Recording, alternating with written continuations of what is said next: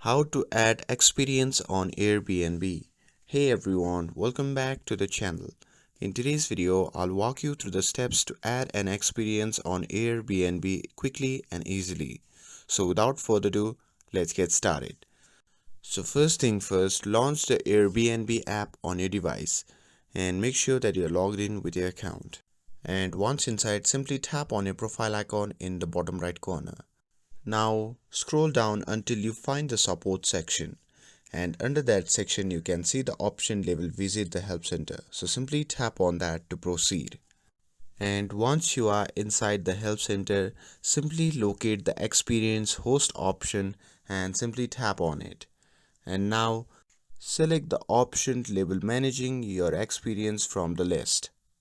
And once you tap on that, you'll see several helpful articles related to managing your Airbnb experience. So simply browse through the option and select the one that suits best for your needs and follow the step-by-step instructions provided. And you can also set a price for private group experience by following the given instructions. And that's it. By following these simple steps, you can easily add an experience on Airbnb.